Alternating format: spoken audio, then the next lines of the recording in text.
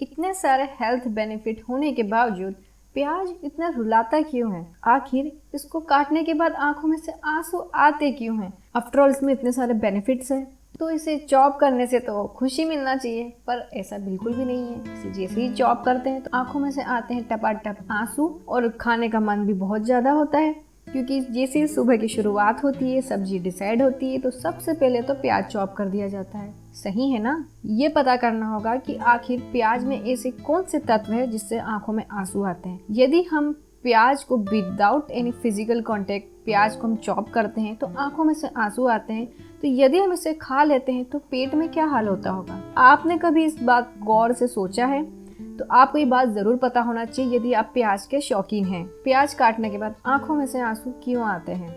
सबसे पहली बात यह है कि प्याज के बेनिफिट तो आप सभी को पता है, तो वो बात तो ठीक है, पर ये पहले जान लेते हैं, पर ये बात ज़रूर पता कर लेते हैं कि प्याज को आयुर्वेद में इतना मना क्यों करा जाता है और इसे तामसिक भोजन में क्यों इंक्लूड किया गया है। तो सबसे पहले तो ये पता होना चाहिए कि प्याज में कौन से ऐसे तत्व होते हैं जिसकी वजह से आंखों में से आंसू आते हैं। जैसे ही प्याज को आप चॉप करते हैं तो उसमें सल्फर निकलता है, और सल्फर जैसे ही इस वातावरण के मॉइस्चर से कांटेक्ट होता है ना, तो वो सल्फरिक एसिड में कन्वर्ट हो जाता है।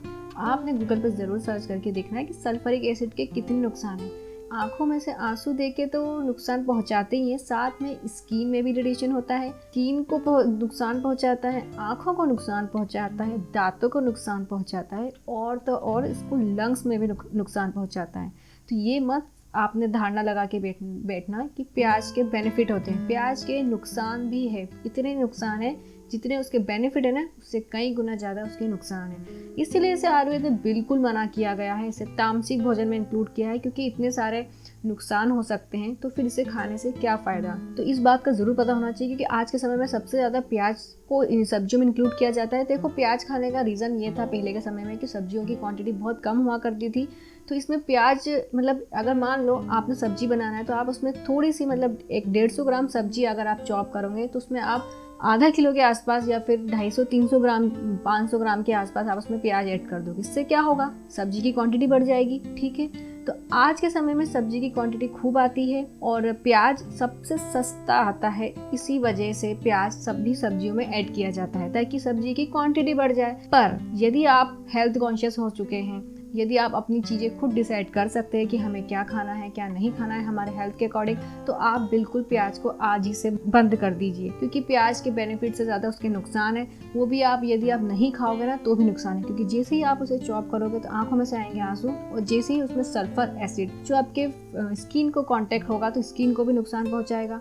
और आप प्याज खाते हैं, चबाते हैं, तो दांतों को भी नुकसान है। और जैसे ही प्याज जाता है ना, चाहे कच्चा प्याज हो चाहे वो पका हुआ हो, जैसे ही वो शरीर में जाता है, यदि आप खाते हैं, जैसे ही जाता है तो लंग्स में जाता है, तो लंग्स को भी बहुत ज़्यादा नुकसान पहुंचा सकता है।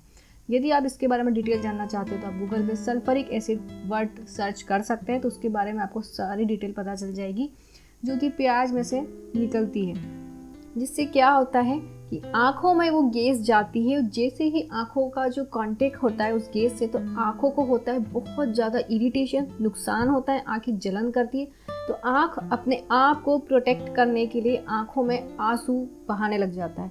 इसी वजह से आँखों के ऊपर पानी आ जाता है, वो होता है अपने आंसू होते हैं, ताकि आँखों में वो गैस ना जाए, क्योंकि वो गैस बहुत ज़्यादा हानिकारक होती है प्याज को चॉप करने के बाद। तो आँख अपने आप को प्रोटेक्ट करने के लिए आँखों में से आंसू आते हैं।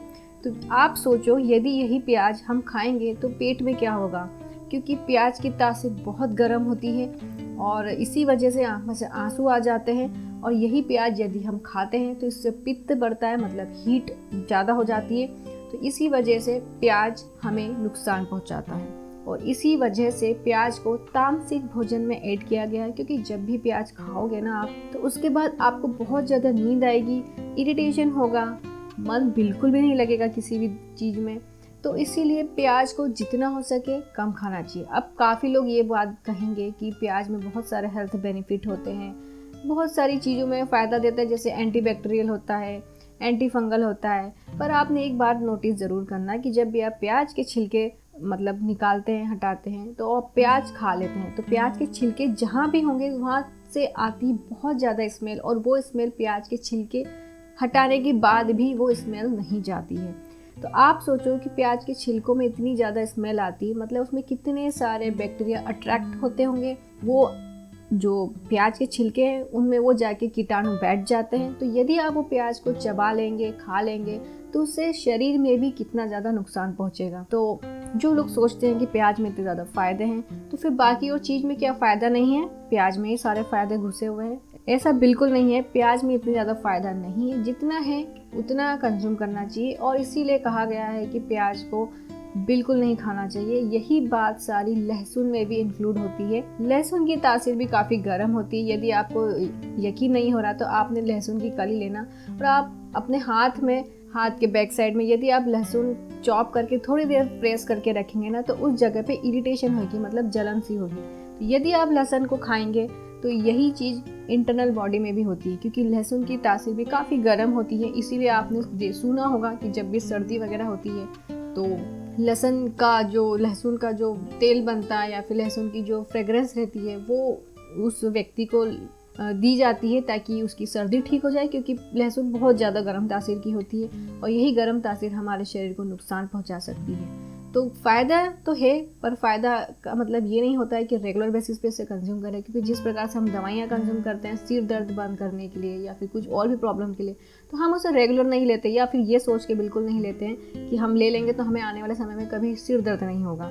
हम उसे उतना ही लेते जितना हमें ज़रूरत होती है। तो उसी प्रकार के प्याज और लहसुन में भी यही बात इंक्लूड होती है कि जब भी हमें किसी बात की प्रॉब्लम हो रही हो तो तभी हमें कंज्यूम करना चाहिए, अदरवाइज इन्हें बिल्कुल भी नहीं कंज्यूम करना चाहिए। और स्पेशली कच्चा तो बिल्कुल भी नहीं कंज्यूम करना चाहिए, फिर चाहे प्याज हो या फिर लहसुन हो, क्योंकि ये दोनों कच्ची चीज़ें हमारे दांतों को भी नुकसान देगी, साथ में हमारे पेट में भी गर्मी बढ़ाएगी और इसके हमें कुछ भी बेनिफिट्स नहीं मिलेंगे। क्योंकि प्याज जो रुला सकता है विदाउट एनी फिजिकल कांटेक्ट, तो पेट में कितनी ज़्यादा नुकसान पहुंचा भी सकता है, क्योंकि पेट में जाते ही प्याज गर्म तासीर पूरी बॉडी में स्प्रेड कर देता है, जो कि हमें बहुत नुकसान पहुंचा सकता है। तो लहसुन में भी यही बात होती है कि लहसुन में भी आती बहुत स्ट्रॉन्ग फ्रेगरेंस आती है, और लहसुन खाने के बाद हाथों में से भी वो फ्रेगरेंस नहीं जाती है।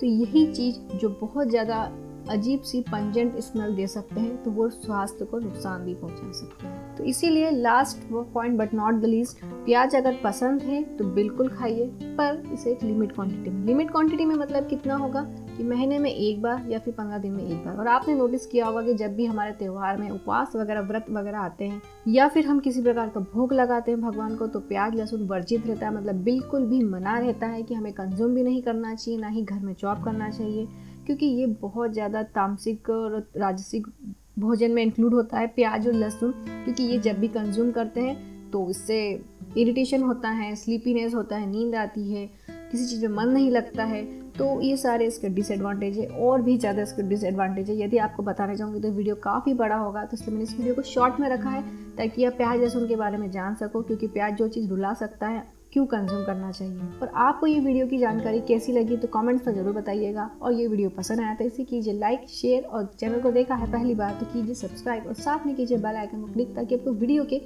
नोटिफिकेशन मिल सके। और इस वीडियो को ध्यान से सुनने और देखने के लिए आप सभी व्यूअर्स का बहुत बहुत धन्यवाद।